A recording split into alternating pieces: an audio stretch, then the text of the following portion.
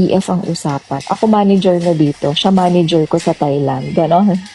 So, ito ang kwento dun sa Land of Crocodiles. BM fan meet. Alam niyo nung nandito si Papa Nawat, parang isa yan dun sa sinabi niya. So, he'll gonna try to do that event. I don't know if it's here in the Philippines or sa Thailand. So, depende. Kapag nakikita niyang bongga ang support sa BM, then ipupush niya yun. Tinatry kong papuntahin ulit dito si Belle. May nagtanong na about work. So, mamaya tatawagan ko siya about that. Kasi syempre, TF ang usapan. Ako manager na dito. Siya manager ko sa Thailand. Ganon.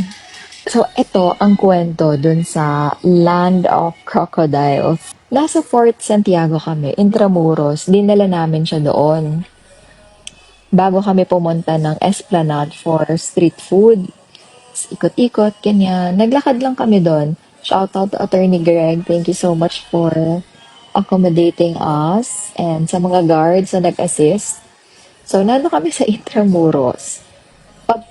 Palis na kami kasi yun nga, nag-video-video, parang nag-picture, ganyan. Hindi, gusto ko silang dalhin doon ng medyo maliwanag kasi iba yung Intramuros kapag maliwanag, di ba? Pabalik na kami ng sasakyan. Biglang tinanong ni Belle, sabi niya, "Oh, where are the crocodiles?" Sabi namin, "Huh? There's no crocodile here. This is Intramuros. This is part of the history, blah, blah, blah." So, explain din ni Queen CJ kung ano may Intramuros, Fort Santiago, ganyan. Naghahanap siya ng crocodile kasi sakto meron doon yung parang bridge, di ba? Yung maliit na bridge. Sabi niya talaga, "Where are the crocodiles?" Because the Filipino fans said Philippines is the land of crocodiles. Doon na kami na ano ni CJ, "Okay, Belle, it's a different meaning. It doesn't mean like the crocodile itself. It's the blank." So, tahimik na lang siya. Ayun. Kaya nagtataka kami, out of nowhere, tinanong niya, "Where are the crocodiles?"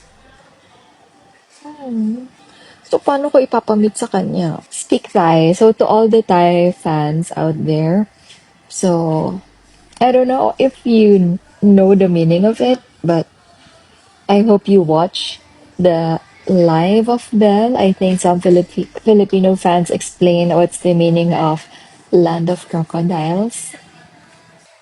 So, yun yung story behind that. And explain na lang namin sa kanya. Kayo kasi tinuturuan niyo.